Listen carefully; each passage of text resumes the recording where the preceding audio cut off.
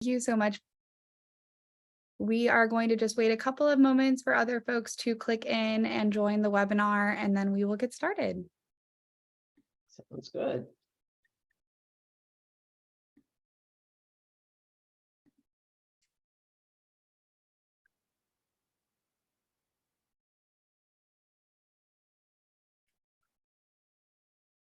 Trying to find your great questions. Megan, you did a great job setting everything up. Thank you. Okay, where are they? I can send you the link too, Becky. I had it open, but now where is it? Okay.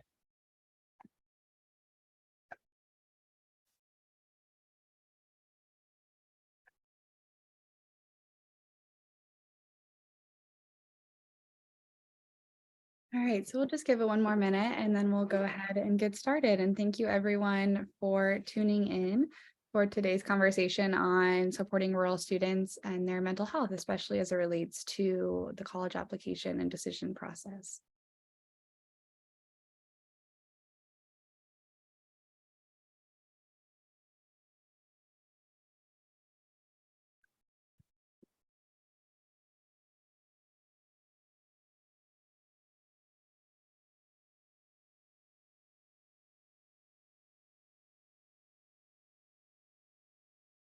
All right, so let's get started. So I'll start just by introducing myself. My name is Megan Taylor, and I am a member of the NACAC Rural and Small Town SIG leadership team. So I'll be moderating today's event. We also have a handful of amazing panelists that have really excellent professional background expertise that we're so excited to bring to you today. So before we turn things over to them, I'll just share what this event will look like today. So in just a moment, I'll introduce you to our panelists. We'll talk a little bit about what trends we're seeing as it relates to mental health for students. And then we will really just spend time in Q&A and kind of in conversation with each other. So we have some prepared questions that our committee thought would be really cool to hear thoughts about. And then we'll also take some questions from the audience as well. So if you have any questions in your mind that you would love to ask folks who work in this area, we will definitely open that up to you too. And just some notes on Zoom. I know we've been Zooming for a couple years now in this kind of post-pandemic, pandemic world, but in case this is your first time tuning into a Zoom webinar, just always like to explain. So as an attendee, you are not on video, you're always muted. So you are not kind of being seen by the panelists, but you can chat with us to engage. So please feel free to use the chat. We also have the Q&A feature at the bottom of the screen. And so that's where you'll be able to submit any questions to our panelists as well. And then lastly, the session is being recorded. So we'll share this out with the whole SIG. It'll also live on our YouTube channel in hopes that others will, benefit from this great learning opportunity. All right, so let's introduce our speakers. I'm going to invite each of them to go ahead and introduce themselves. So they'll share a little bit about their background and how, they think about this work, how they got into this work, and then we will jump into the questions. So why don't we start with Anne? Great. Thank you so much for having me today. My name is Anne Merrill. I'm Associate Director of College Readiness and Access at the University of Chicago. I work with about 200 students from across Chicago public schools. We have a variety of different college preparation programs and have also recently launched some different youth employment opportunities as well, some internship programs that I'm helping to oversee. And then I'm also the co-author of the College Essay Journal, a mindful manual for college applications. I'm super excited to hear more about the book. It is so interesting and helpful. So super excited you're here, Anne. Sydney, do you want to go ahead and introduce yourself? Yeah. Hi, everyone. Megan, thank you for having me. My name is Sydney Dobkin. I'm an LCPC, so a licensed clinical professional counselor. I am the director of adolescent programming at Great Lakes Therapy Center. And that's my dog, Harold, or Harry. He comes to therapy sessions with me sometimes. That's why he got his own special photo. And I work as a DBT therapist, so dialectical behavior therapy, work with a lot of suicide and self-harming and other more severe complex multi-problems. And I love mindfulness. Mindfulness is a huge component of GBT. I've been practicing mindfulness both personally and professionally for the last 8 years. So that's me. Thank you. Yeah, thank you. And I love the headshot. So cute. All right, Peggy, will you go ahead and introduce yourself, please? Sure. I am Peggy Jenkins. I founded a community-based organization that serves rural and small town students in Idaho and Washington, right along the border of Eastern Washington. We do a lot of general programming and interact with schools, but a lot of parents in a region that's a pretty large and comprises a lot of small towns, farm towns, log towns, a couple of college towns. And then we also have a cohort of students we work with closely in grades 9 through 12. And we've been doing that for about 6 years. And there's about 80 students that we work with at any one time through that program. Awesome. Thank you, Peggy. So super excited to have this wide range of panelists just because they can bring some really great experiences to today's conversation. It would also be super helpful to learn where our audience is tuning in from. So we have a couple of polls just to kind of get a sense of what types of work you do, so whether you're working with high schoolers or working in a college setting, and then where you're tuning in from. So we're going to launch the first poll now. And if you could go ahead and share that with us. Okay, it should be popping up now. So what is your professional role? Are you an admissions officer, a higher ed professional, a high school CBO or independent counselor, college student, or other? Give it a couple more seconds. Great. So it looks like the vast majority of us are tuning in today working directly with high school students. So high school or independent counselors, a couple coming in on the higher ed side as well. So super great. I'll go ahead and launch the second poll now, which is, where are you joining us from? I'm tuning in today from Ann Arbor, Michigan myself. I don't see any other Midwesterners though so far in the poll. All right, so it looks like we have some folks coming from the mountain states in the West, some from the Southwest, and some from the Atlantic and the Northeast. So really all across the country, which is super cool. I always remind myself when doing events like this that truly rural is a phenomenon that is all across our country, and it of course can look very different in different regions, but it's so great to see people come together in events like this. So thanks for sharing that. So we'll go ahead and move into our Q&A time. So as I shared, we're going to start with the prepared questions, but you can also use that Q&A feature. It looks like that little bubble that I have on the screen here, and you can submit any questions you have to the panelists as well. But let's just start off broadly, and you can each answer this if you'd like, or chime off of each other. I'm also going to put the question in the chat just in case anyone doesn't hear me. So broadly, what trends are you seeing as it relates to student mental health? How do you think this is amplified when it comes to college admissions?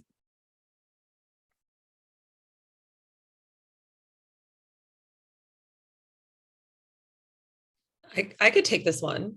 Yeah. Okay, cool. So as the director of the adolescent program, I have many of my own teen clients and oversee a bunch of people and their adolescent clients.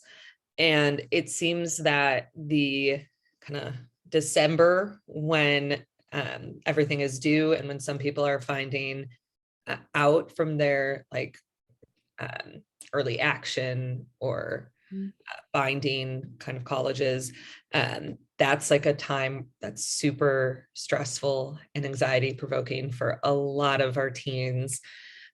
We see a lot more mental health crises, a lot more calls throughout the month of December. And then around now, actually, where more college acceptance or rejections are coming in. So those tend to be like our biggest times where we're seeing a lot of anxiety and panic symptoms, having to navigate a number of worry thoughts about what if I don't get into this school? What will I do if I don't get into this school? So these times of the year for high school seniors are really, really challenging. Yeah, absolutely. Anne or Peggy, either of you want to add into that?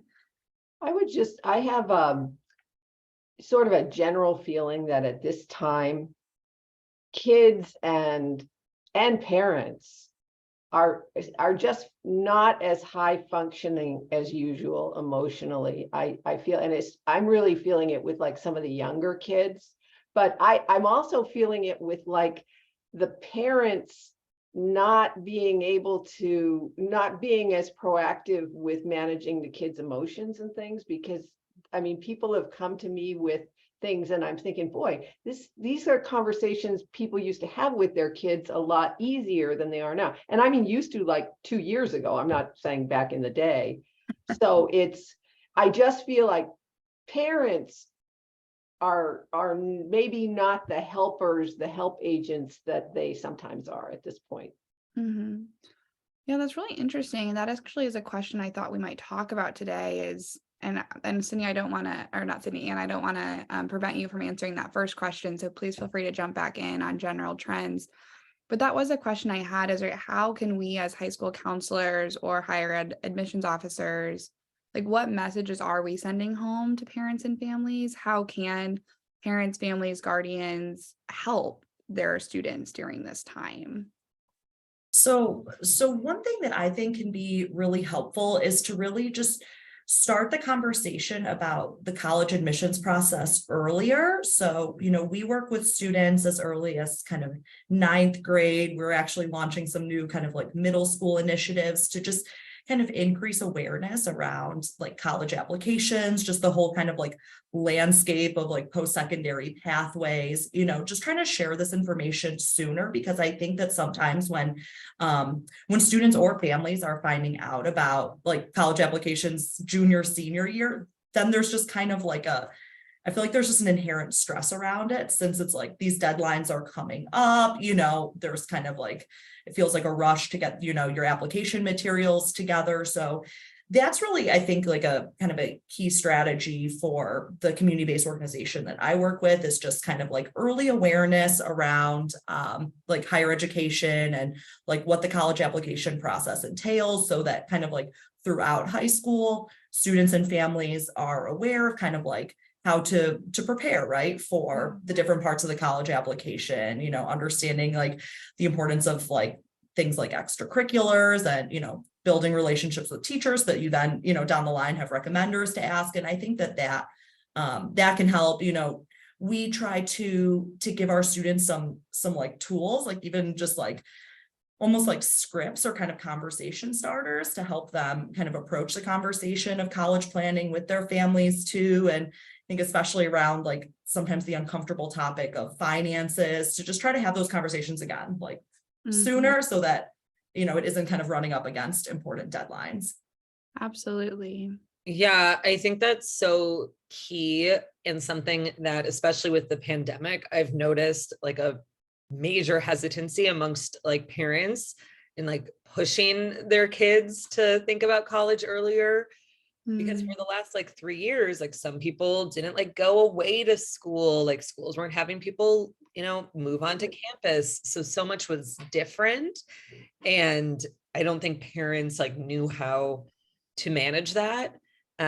So really like starting as early as we can. I love the idea of like middle school initiatives, because I have so many parents who like their kids are juniors or seniors now, and like I don't know how to help them, and like what are our options. And I feel like the conversations are happening later as a result of the pandemic, which is increasing that anxiety amongst teens and parents. Yeah. There's one thing, and I cannot speak for all college counselors, especially because I'm not a college counselor, but among the schools I deal with, there are counselors who feel like they don't want to introduce it too early because they feel like it's too stressful. So there's sort of a competing, which, based on what we're saying, yeah, it does feel stressful when you talk about a junior year, but maybe it would feel less stressful earlier. But I think that that's a judgment some of them are making for this, for real good reasons. But, Mhm. I know because my CBO, we try to do stuff earlier, and for a while, sometimes it's hard to get in there earlier because they say, well, we know what you're talking about. It's too early to talk to our kids about that. So, Yeah. Yeah, I think that's a really good point, Peggy, like thinking about the tension and maybe if we can reframe the conversation where it's not to add stress, but to give you more time, because when you have more time, you can be more intentional. So you have more time to think about like what colleges is the right fit for me, and then applying to schools that you feel really good about. Or you have more time to work on your essays. You can feel really proud of what you're submitting, right? So time really helps to maybe reduce some of that anxiety when you can spread out the work. Which I guess maybe is a great lead in to our next question. So when we think about that college application process, we know how busy it is, right? All the deadlines are at the same time, a lot of essays, a lot of FAFSA. So what strategies do you recommend students implement to still practice self-care or mindfulness during that time? Like how do you help them stay balanced and sane during that crazy season of application process? I'm like the queen of skills. So PBT has a ton of distress tolerance and emotion regulation and mindfulness skills for this exact thing. A few of them, which fall under the realm of distress tolerance, are like the self-soothe skill, which is like one of my favorites because it's about using your like five senses to self-soothe. And I encourage like all of the people I work with to create like a little self-soothe kit that they could bring with them that has things like essential oils, lotion, favorite candy, a picture they like to look at, a fidget toy, something like that, makes them smile. And if they have that on their person, whenever they're like feeling stressed or anxious, they could take some time, look through that kit, practice some paced breathing, engage in some mindfulness.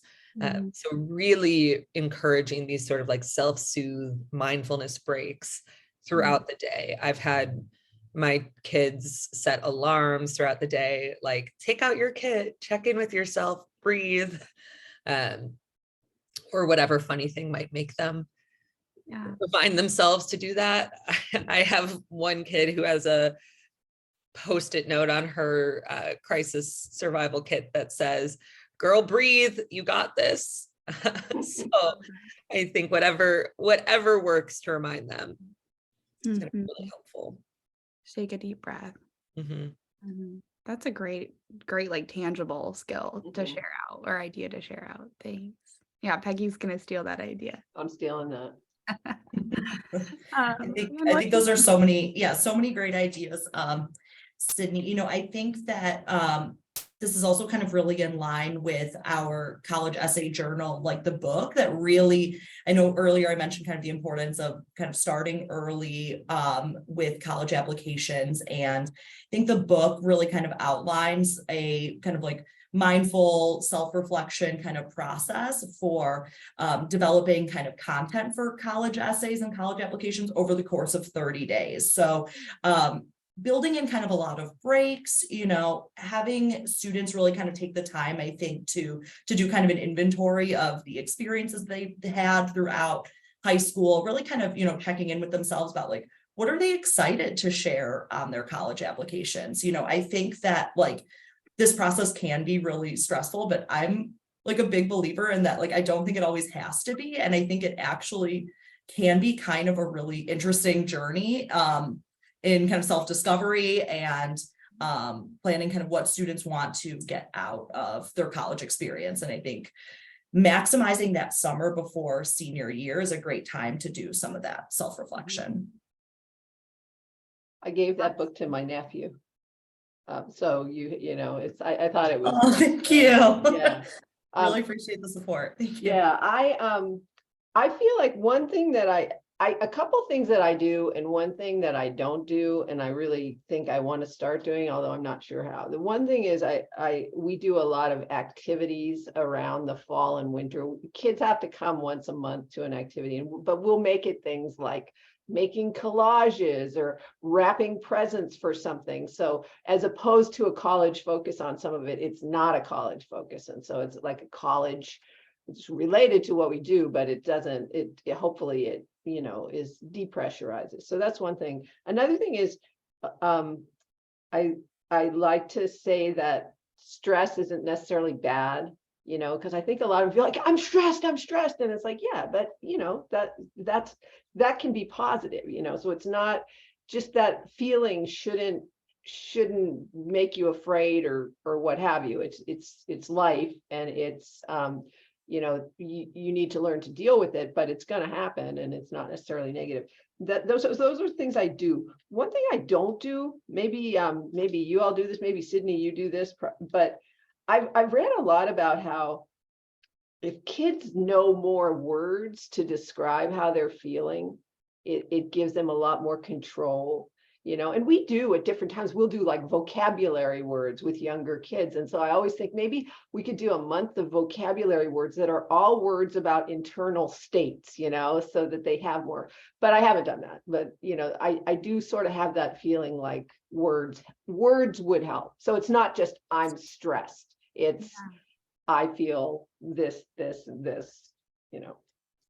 Yeah, you're spot on, Peggy, with when we have words to be able to observe and describe our internal experience, we like, and we have so many like scientific studies on this, the amygdala in our brain, where our emotions are, actually becomes less activated as we describe what we're feeling.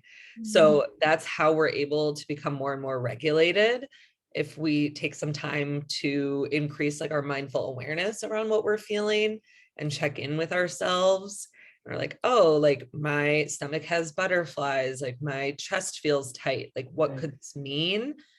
And when we're able to do that and identify that, we're able to in turn regulate more effectively.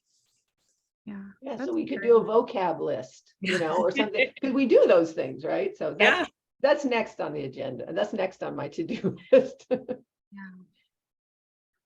These are all great ideas, and I love how we're landing on some really tangible ideas too that the folks watching this can take home and hopefully implement into their work.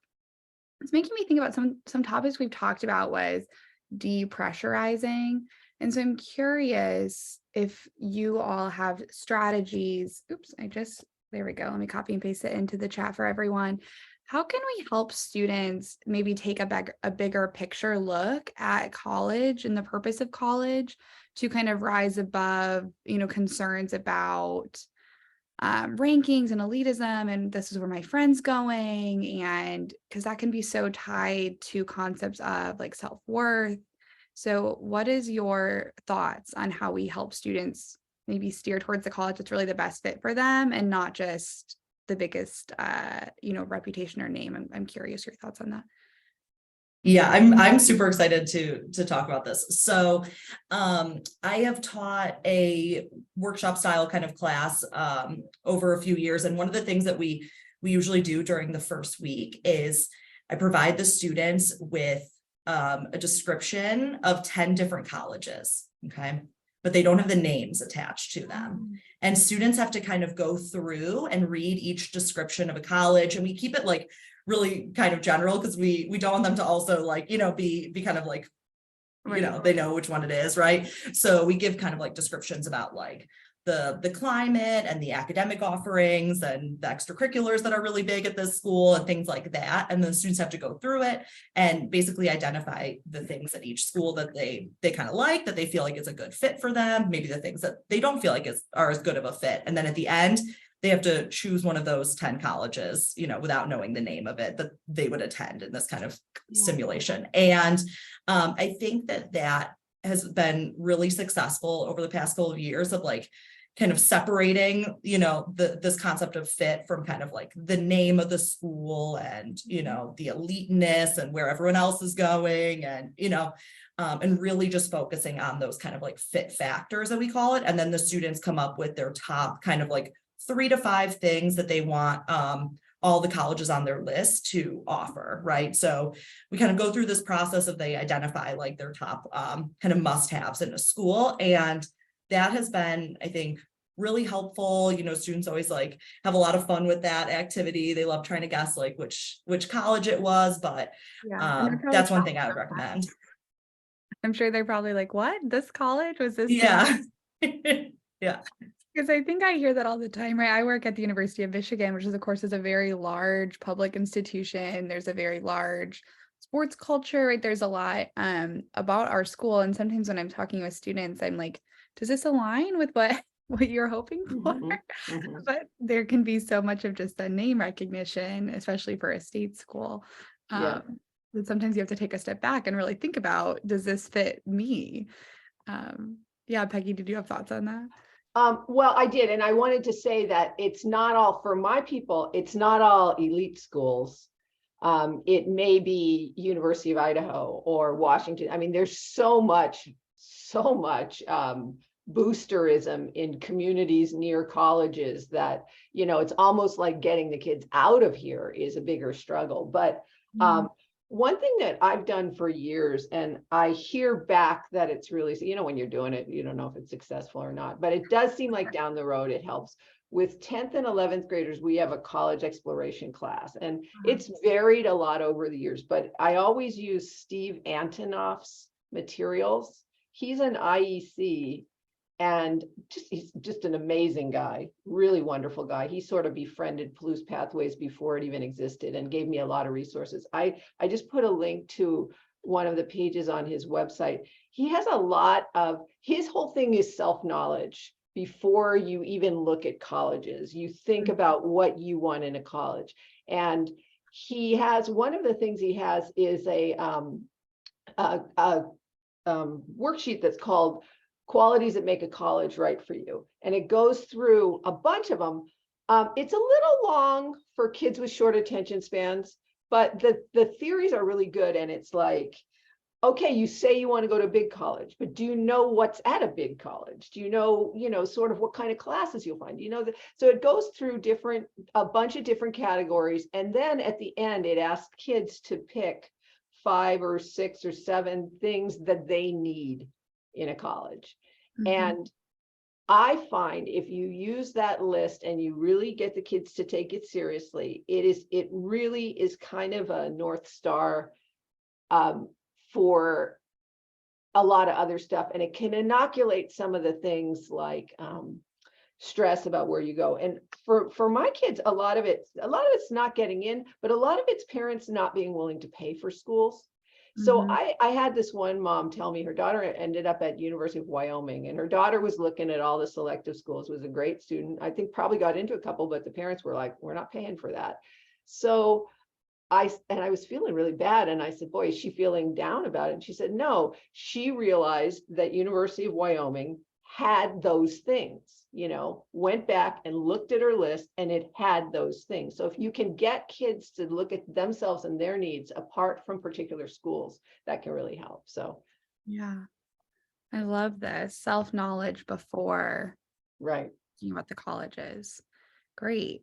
I guess kind of on a similar note, but with a little bit of a different angle, how does this relate to feelings of comparison or jealousy as it relates to like friendships, right? When you're in that high school setting and my friend got in and I didn't, or maybe even feeling guilty, why did I get in and my friend didn't?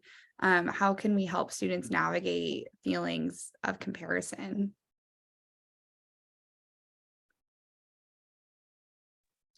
With my kids, I work a lot on like the acceptance skills of like, we don't necessarily have all of those answers, and you may never have the answers of, why did I get in here and this person didn't, or, vice versa. So really trying to lean into like the acceptance of the uncertainty and then focusing on what you do know to be true. So like the facts of where you did get in and like what kind of activities you do, what your like resume college application looks like. Because I think I think it could also be a really useful opportunity for some self-disclosure. I talk with my kids of like, me and my cousin, I got better grades than her technically in high school, but like she got into one school and I got rejected. Mhm. And I was always like, I don't understand. How did this happen? Like I had this GPA and this ACT and she didn't. And there are so many factors. Like she went to a small private Jewish school. I went to a huge public school. Like we had different activities, like there's a lot of tangible differences and intangibles too. And I think you could drive yourself even more anxious if you're trying to sit down and think about all of those things. Understand So, why. yes, really like, and that's where acceptance comes in. Like you're not asking the why this, why that anymore. You're like, okay, this is what happened. What do I want to do about it? What do I want to take from this?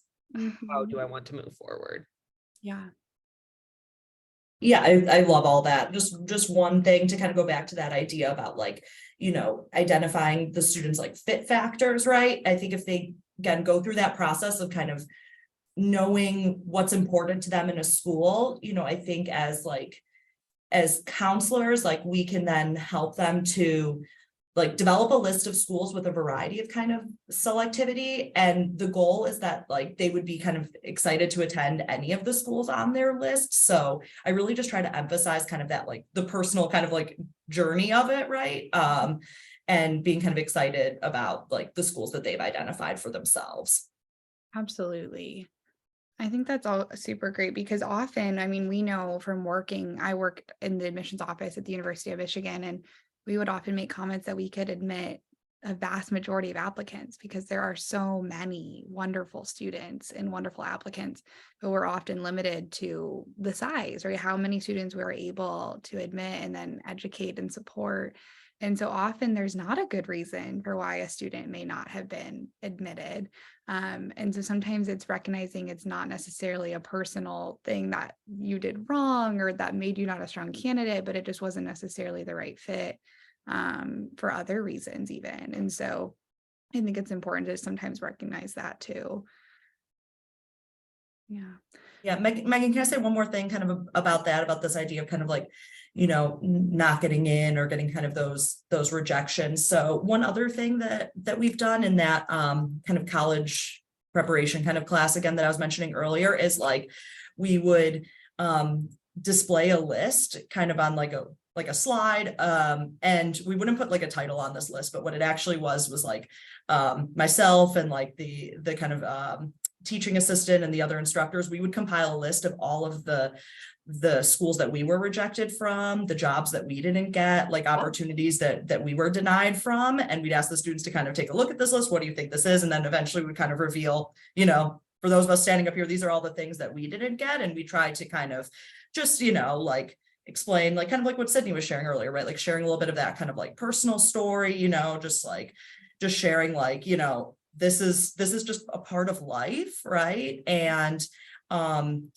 I always try to also kind of frame it, and like I actually think that like having a list like that is kind of evidence of like a life kind of like well lived, right? That means that you've been pursuing things, right? That you've been going for it. And students will sometimes come to me and they're like not sure if they should go for this like super competitive scholarship or apply to the really selective school. And I'm like, I mean, the worst that can happen, right, is you don't get in, but if you don't apply, then it's a definite no, right? So like 100% no, right? So that's just kind of one of the things that we do. I love that. And like providing a model that like, hopefully you think I'm a respectable like adult, Right. like I've made it, like, and I'm fine. Like I experienced things in my life. So seeing a model that people experience rejection and still continue to live healthy and successful lives and careers is probably super helpful for students too. Right. Well, I would love to hear, Peggy, maybe this is a question for you, but Sydney or Anne, you're welcome to chime in. How do we think mental health specifically interacts with rural communities. So how do, aspects of rurality shape students' mental health, do you think, Peggy? I think that in a lot of communities, and I just feel like I really have to qualify this because I think it's really changing, but in a lot of rural communities, mental health is less frequently discussed. And there may be more sort of gender biases around talking about it. But like I say, I don't think that's everywhere, because I think a lot of schools and a lot of people are doing a better job with that. The other thing I would say is access to mental health is so much more limited. I mean, I want to say there's maybe 2 therapists or professionals treating high schoolers. It's hard to find that help in community. So that's what I'd say. Yeah. Like I say, it's not that, and that is a more pervasive problem Right. than the other. Absolutely. Yeah. I think the one positive about the pandemic has been the ability to provide telehealth. So what I've noticed, and what I feel like we've been really, lucky to be able to provide, we now are able to see clients all throughout Illinois. So we have so many kids from rural areas, like, that I've never even heard of in Illinois, who wouldn't otherwise have access to services. When we were in person, like, they would never have been able to travel 3 hours, 2 or 3 times a week back and forth for therapy. So I do think, or I hope, that some of that is changing with telehealth being much more available. And of course, you also need access for like a computer to be able to do telehealth. So, but hopefully, like you said, these are things that we can continue to advocate for, and like sessions like today continue to bring awareness, and hopefully, each of our attendees can take that back into their hometowns and communities as well. So great. I think that just to really do a pitch for a lot of the counselors that I know, I think that they are among some of the leading voices for mental health advocacy and wellness in their communities. It just so happens that it falls on them a lot. And I think many, many of them are really rising to the occasion. So that's a great thing. Absolutely. I do have a few other prepared questions, but I want to make sure we invite those listening. So for our audience, if you have questions that you'd like to ask to our panelists, please feel free to submit them into the Q&A feature. If you have trouble using that Q&A feature, you can also use the chat. But if you're able to, just click that little speech bubble down there and send us your questions. So while we see if any questions come in from the audience, I'll posit another question. I didn't share this one with you guys in advance, so sorry to throw this at you. But as we've been talking, I've been thinking, Sydney, you've been talking a lot about skills around like increasing your stress tolerance and self-regulation. And Anne, you've been talking about different activities. How can we help students think about their mental health once they transition to college? So I work with college students every day, and it's definitely something I think college campuses across the country are grappling with, is how to help support students to live, balanced day-to-day college lives that allow room for self-care and mindfulness. Because I think often college is like, I always tell my students, like, glorified as like spending all-nighters and like Red Bull and like living off of coffee. And like, that's not what we want. Like, I want you to eat healthy, balanced meals and like go for a walk and call your parents. And I tell my students that, but I'm curious, like, when we're working with students at that high school level, how do we help them transition these skills as a college student? Yeah, I can talk a little bit about this. So one thing that we've done for a number of years is invite alumni from our community-based organization to come back and talk with the current high school students about like that transition to college.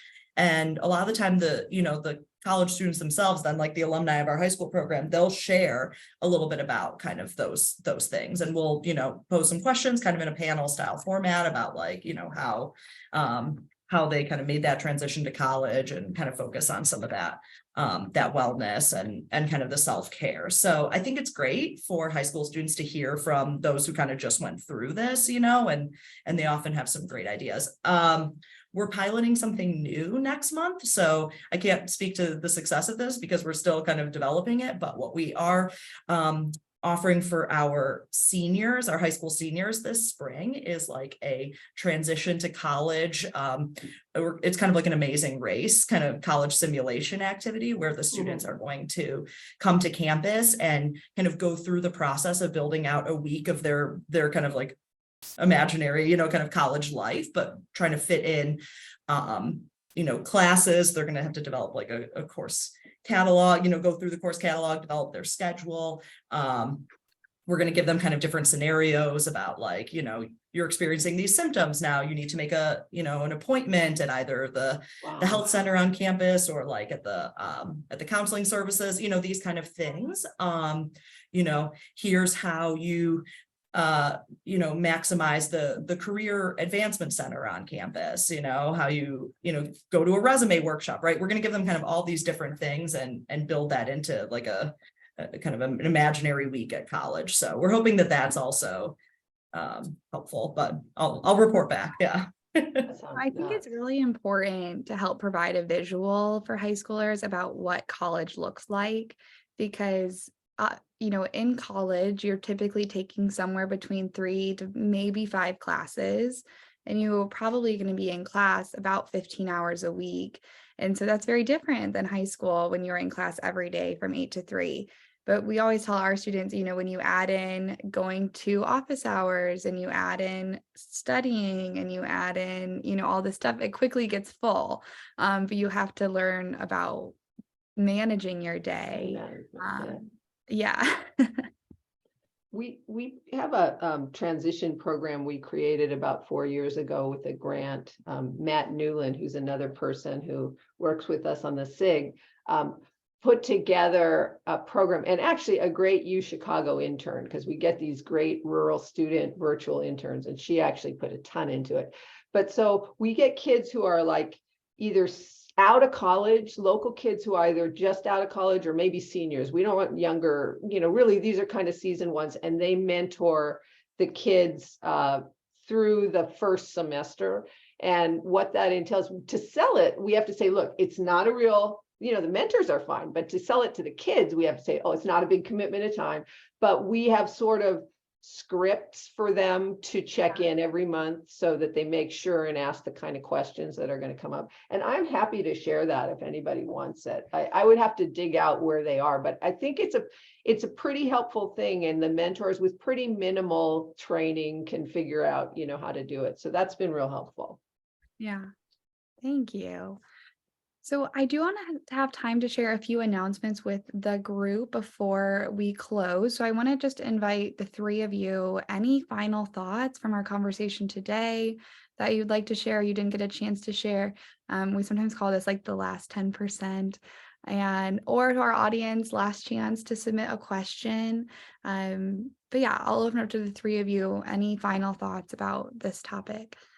Yeah, I think a lot of anxiety comes about because these are, 17, 18-year-olds who are like, oh my God, I have to know what I'm going to do and where I'm going to go. And they have this pressure on them to make this like very adult choice. Yeah. And I think it's so important to come to them with the approach of like, having to transfer, having to like change schools, that is like not a failure at all. It's a really normal part of many people's process. I tell my kids this all the time. I was not emotionally prepared for college. I dropped out after 7 weeks. I went to another school. I didn't want to be at that school. It was just, a school, and transferred eventually to the school that I ended up getting my degree from. So I was like, I went to 3 colleges in 1 year. And like, here I am. So like, you don't always, like, you don't need to know. A lot of people don't know, but they have this pressure on them that they have to like choose right. I'm like, hey, if you go to school and you don't love it, you could transfer, you could make a different choice. Yeah. And that is like totally okay. So Yeah. I think really allowing for that and encouraging that, like, it's not a mistake, it's a learning experience. Yes, I love that. I feel like I'm constantly telling my students that you don't have to put that pressure of permanence on yourself. Yes. Mhm. Yes. We talk about a Exactly. lot with like changing majors. Like, of course, it's not ideal. Like, I don't want you to go into the situation thinking like I'm for sure going to change my major. Just so like you have that pathway. Like, there's always another choice or another path. I have, this is like a, something I wish would happen, and I think it's a longer conversation, but one thing I really wish is that we all worked with kids to better manage their expectations. Because I have a lot of kids who you can tell them about odds of admission and things like that, and they still think they're the ones who are going to get in. And then somehow they don't have conversations with their parents about how much their parents are willing to pay. And so I have all these people right now just, and I'm thinking I'm kind of a failure because I've been trying to get them to think this through a year ago or more. So I still have to figure out how to really get people to pay attention to things like that, and not let that their sort of self-talk about, or their, I don't know, sense of entitlement. That sounds awful, but just their sense that they're going to get this thing, is a very hard thing to deal with. So it's still a work in progress, right? How you convey to them or Finding get that them to learn balance things. between empowering and Mhm. encouraging, but also helping them to set realistic expectations. Mhm. Yeah, Peggy, just kind of going off of that, I feel like I have spent a lot of time over the last, I don't even know, 7 or 8 years, like trying to kind of dissuade students away from the concept of the dream school, Yeah. and just like Mm. understanding that like there's like 4,000 schools out there. There's many different options. There's a number of places that I think can be a good fit, and that where they would be like, appropriately kind of like challenged and supported and, successful. So, so I definitely hear that.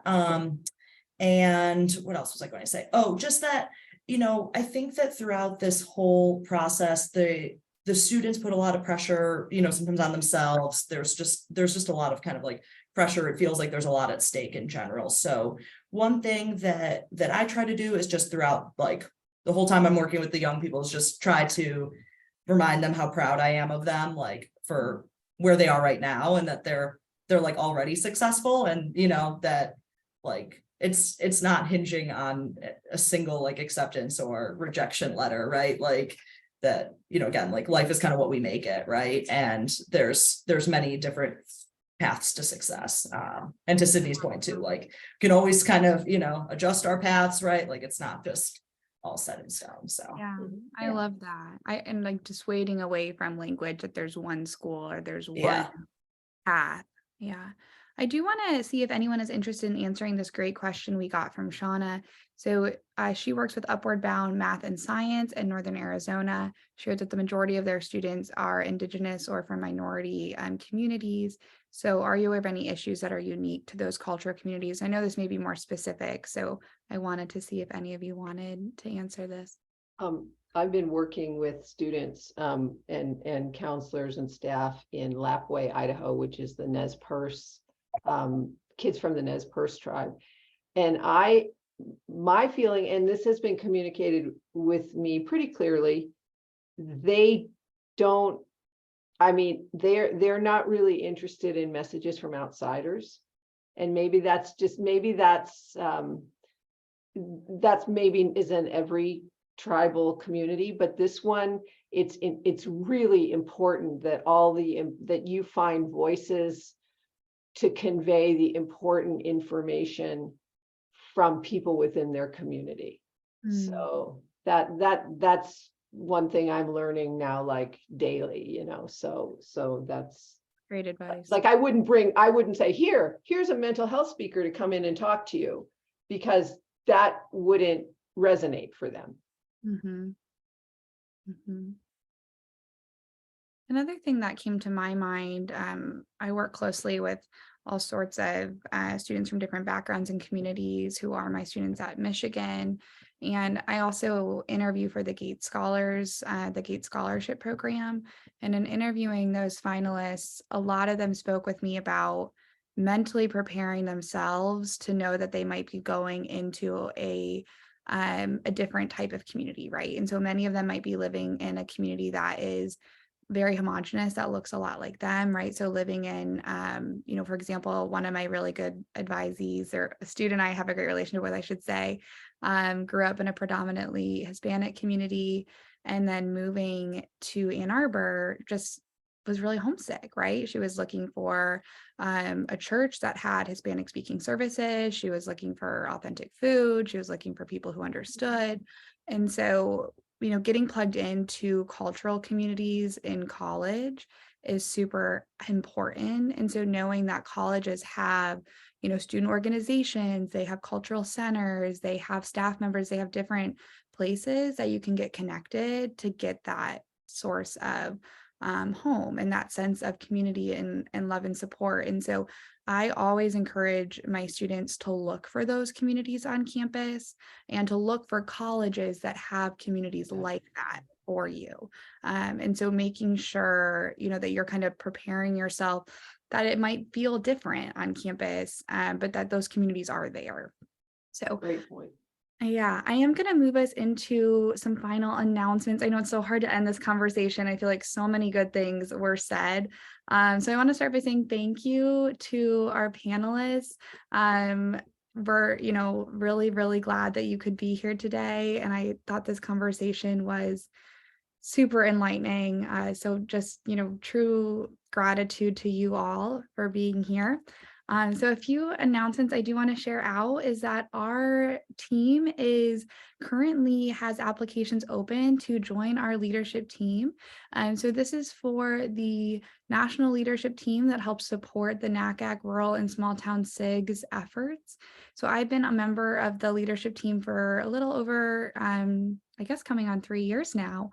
And it's been such a wonderful professional development opportunity for me. I mean, just getting to meet so many different people from around the country and building relationships with high school counselors, with different admissions officers at different colleges.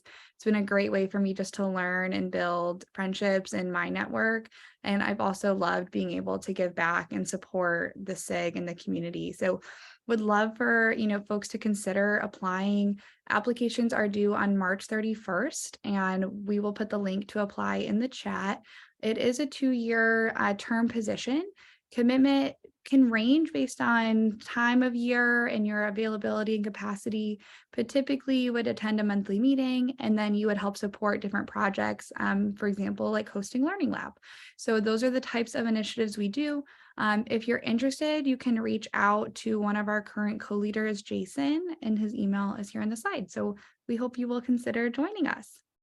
And it's kind of a powerful organization, I mean, it's got 2,000 members who are interested in rural issues, and it's a place you can do things and you really can make a difference. Absolutely. Thank you for sharing that, Peggy. I know for myself, I've really enjoyed feeling a part of the broader community that's advocating for rural students. Mhm. I also want to just highlight some upcoming learning labs that the SIG will be hosting. We are still finalizing the date and times for these. We have typically been doing Wednesdays, so we'll try to stick to that, but stay tuned for more information soon. So in April, we'll be hosting a session about dual enrollment and how that fits into college preparation, specifically in the rural context. In May, we'll be providing a learning lab around best practices to recruit rural students as a college admissions officer. So what we can do as higher ed professionals to really create welcoming and inclusive recruiting practices for those rural students. And then in June, one geared towards a little bit more professional development just for professionals is thinking about if you'd like to present at a conference, what does that look like? So what does conference prep look like, and submitting proposals in order to share your work or your experiences. So stay tuned for more information on those sessions. And lastly, if you are not a member of our SIG, but you would like to, please feel free to scan the QR code, or the link is there on the slide as well. Joining our group is completely free. You don't have to be a member of NACAC, so we welcome everyone to join us if you're not already a member. But other than that, I will go ahead and wrap us up. So thank you so much for being here today. We really appreciated it. And I hope that everyone has a great rest of their day. So bye, Thanks. everyone. Bye.